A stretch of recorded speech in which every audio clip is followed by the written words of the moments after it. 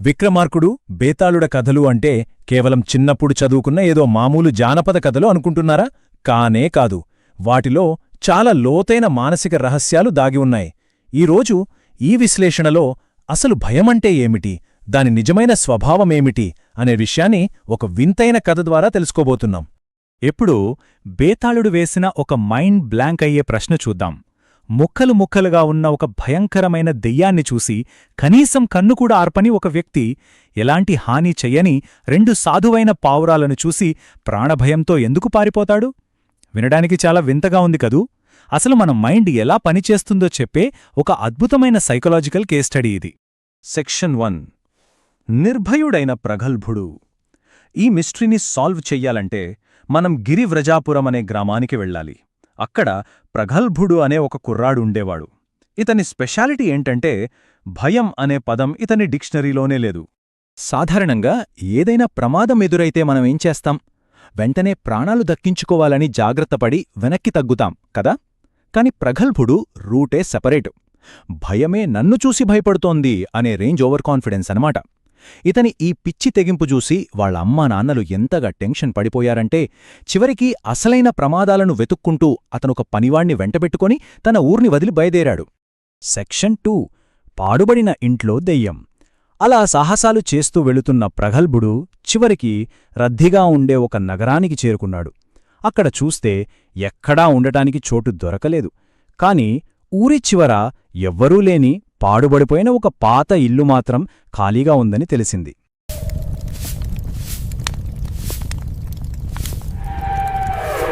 ఆ ఇల్లెలాంటిదంటే పూర్తిగా శిథిలావస్థలో ఉంది. పైగా అక్కడొక భయంకరమైన దెయ్యముందనే భయంతో ఎవరూ అటువైపు కన్నెత్తి కూడా చూసేవారు కాదు. దాని ఓనరైన ఒక ఆవిడ ప్రాణభయంతో సిటీ మధ్యలో సేఫ్గా నివసిస్తోంది. ప్రగల్భుడు నేరుగా ఆవిడ దగ్గరికి వెళ్లి పర్మిషన్ తీసుకుని ఆ భూతాలు, దెయ్యాలు లాంటి వదంతులను ఏమాత్రం పట్టించుకోకుండా ఏకంగా ఆ ఇంట్లోకి వెళ్లి దర్జాగా శుభ్రం చేసుకుని ప్రశాంతంగా నిద్రపోయాడు. అసలు కథ అర్ధరాత్రి మొదలైంది. పైకప్పునుంచి ఒక భయంకరమైన వాయిసు, నేను కింద పడనా, ముక్కల ముక్కలుగా పడనా, లేక మొత్తంగా పడనా, నుసినుసిగా రాలినా నీకేమీ ప్రాబ్లం లేదా అని అడిగింది.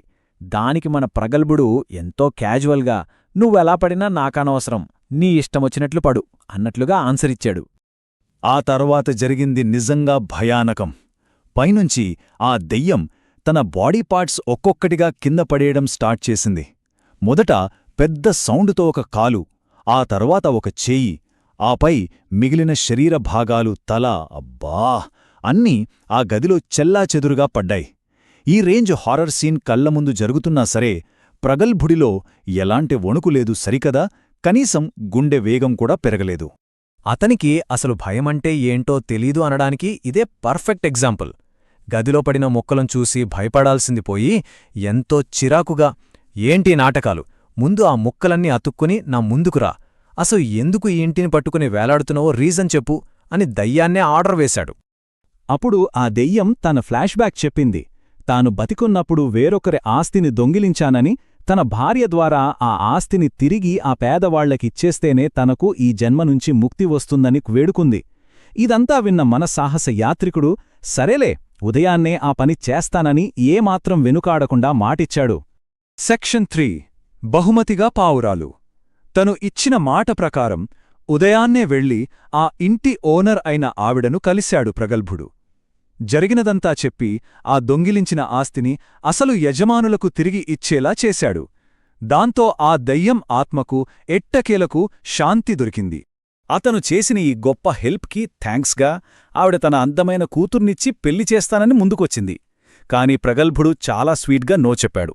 ప్రమాదాలను వెతుక్కుంటూ తిరిగే తనలాంటి సాహస వీరుడికి పెళ్లి, సంసారం లాంటివి సెట్ కావని, సింగిల్గా ఉండటమే కరెక్ట్ అని తేల్చి చెప్పాడు. సరే పెళ్ళైతే వద్దన్నాడుగాని ఆవిడ కృతజ్ఞతగా ఇచ్చిన 2 పావురాలను వాటి పంజరంతో సహా గిఫ్టుగా తీసుకున్నాడు. ఆ పంజరాన్ని చేత పట్టుకుని తన సేవకుడితో కలిసి మళ్లీ తన జర్నీ కంటిన్యూ చేశాడు. సెక్షన్ 4. ఊహించని భయం. అలా వెళ్తూ వెళ్తూ మధ్యాహ్నం టైంకి అలసిపోయి ఒక చెట్టు కింద రెస్ట్ తీసుకుంటున్నారు. అప్పుడు ఆ పనివాడు పంజరంలో ఉన్న ఆ పక్షులు బయటకు రావడానికి ఎంతలా కొట్టుకుంటున్నాయో ప్రగల్భుడికి చూపించాడు.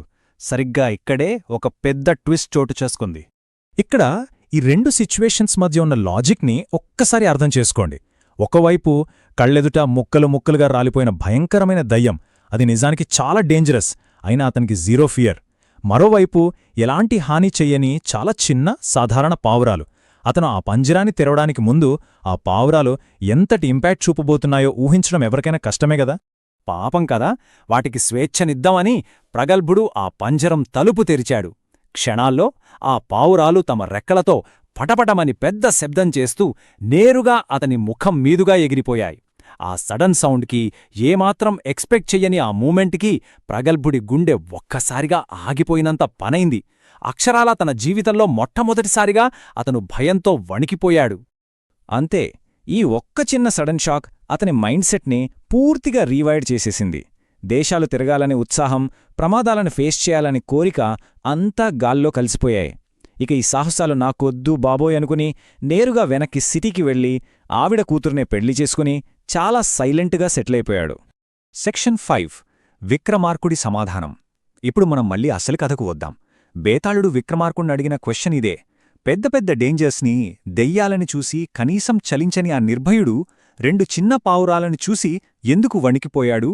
ఈ సైకలాజికల్ మిస్టరీ వెనక ఉన్న అసలు కారణమేమిటి? ఈ ప్రశ్నకు సమాధానం తెలిసికూడా చెప్పకపోతే నీ తల పగిలి ముక్కలవుతుంది అని బేతాళుడు తన కండిషన్ పెట్టాడు. ఈ హైస్టేక్ సిచ్యువేషన్లో విక్రమార్కుడు హ్యూమన్ సైకాలజీ గురించి ఎంతో డీప్గా ఉన్న ఒక అద్భుతమైన ఆన్సర్ ఇచ్చాడు. విక్రమార్కుడు చెప్పిన ఆ అసలైన సీక్రెటిదే. భయమనేది కేవలం కంటికి కనిపించే అపాయం వల్ల మాత్రమే పుట్టదు. మన మెదడు ఊహించని విధంగా సడన్గా ఏదైనా జరిగినప్పుడే అసలైన భయం పుడుతుంది. ప్రగల్భుడు ఆ దెయ్యాన్నిగాని మిగతా ప్రమాదాలనుగాని ఎదుర్కోవడానికి మెంటల్గా పూర్తిగా ఫిక్స్ అయిపోయున్నాడు. కాని ఆ పావురాలు అకస్మాత్తుగా ముఖం మీదికి రావడమనేది అతని బ్రెయిన్ ఏమాత్రం ఊహించని విషయం. ఆ సడన్ సెన్సరీ షాక్ వల్లే అతను వణికిపోయాడు.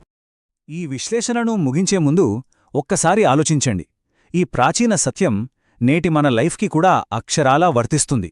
మన రెగ్యులర్ లైఫ్లో ఇలాంటి సాధువైన పావురాలు ఏమున్నాయి అంటే, అపాయం లేని విషయాలు మనల్ని ఆకస్మికంగా ఎలా భయపడతాయి? తెలిసిన ప్రమాదాల కంటే ఏమాత్రం ఊహించని విషయాలే మనల్ని ఎక్కువగా భయపెడతాయి. అసలు మనల్ని నిజంగా ఏది భయపెడుతోందో అనే ఈ ఆలోచన మీలో మరింత ఆసక్తిని రేకెత్తిస్తుందని ఆశిస్తూ సెలవు. మా ఛానల్ను సబ్స్క్రైబ్ చేయండి. బెల్